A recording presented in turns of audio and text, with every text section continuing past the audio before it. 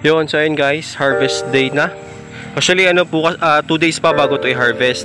Pinapa-harvest na namin. Para i-imbak na lang nila sa bahay within 2 days. Tapos lagyan nila ng tubig para magtagal pa within a week. Naubos na yung isang tawag dito, tuna box. Yan. Ayan. Done. Tapos nakakuha na rin dito. Ayun siya. Dali, si Tinay po, bibili yan.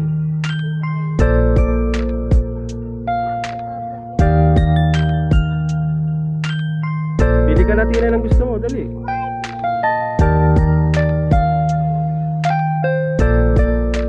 Yan siya, Tina. Tina, hi ka muna. Iyape.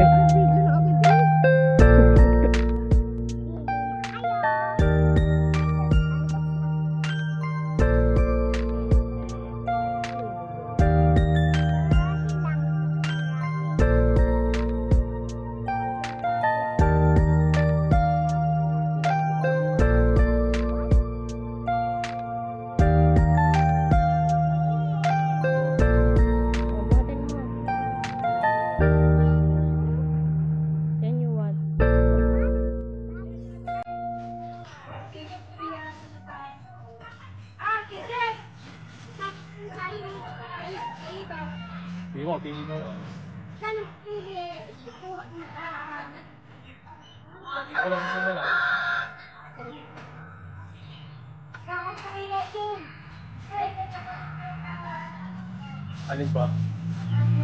Garan pa ba ito? Ato.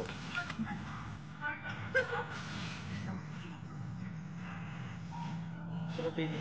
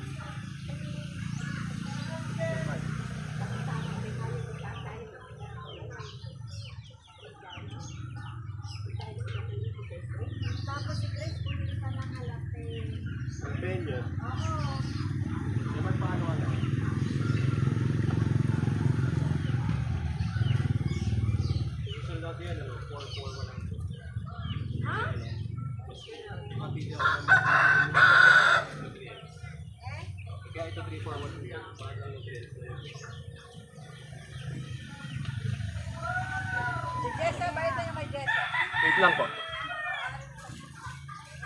Tapos, Jessa, dyan ka lang ah. Alex, Jessa.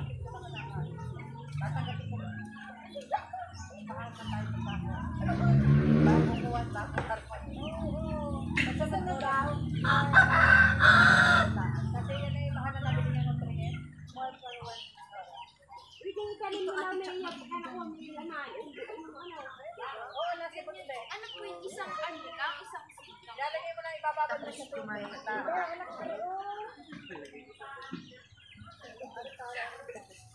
Pinaputula na yung katulog na yun. Nakababad na tubig. Picture. Kaya naman natin.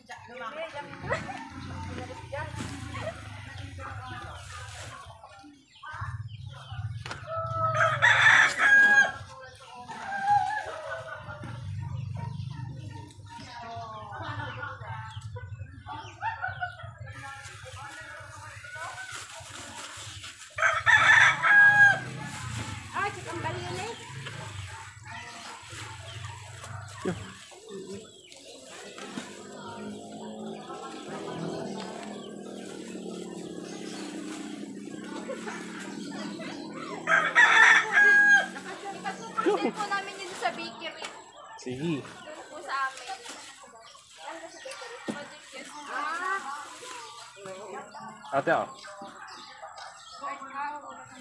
Desa, dito ka. Pili ka. Ay, kuha mo na lang. Ayaw mo din.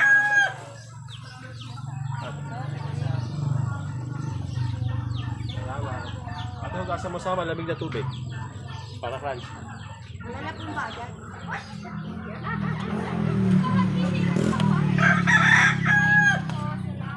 Salamat.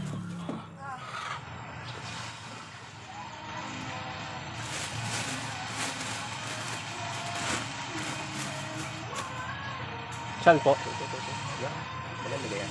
Oo. Wala ba? Hindi ka nababali.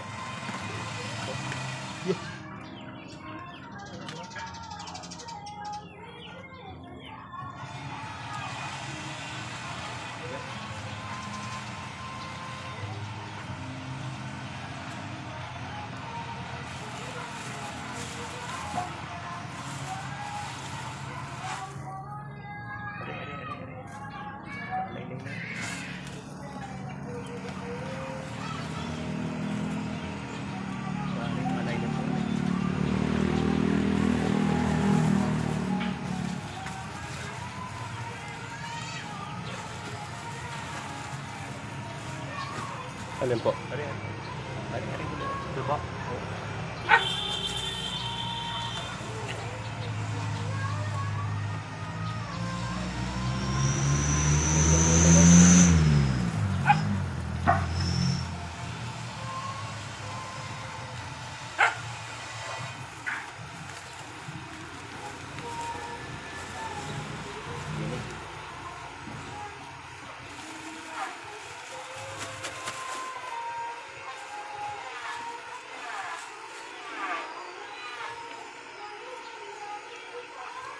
O yan, inabot na tayo ng hapon kasi kanina lang naman tayo nag-start magpa-harvest. Naubos na natin tong dalawa. Tapos may ilan pa doon. Then pupunta na siya doon. Ayan, ngayon kasi 3 for 100, sa susunod 4 for 100 na ito.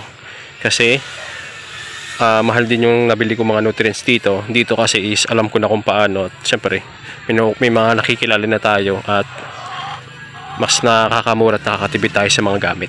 Yan. Next na ililipat ko na pala dito Olmete na, yung marami magdahon. Good siya for sangyup lalo.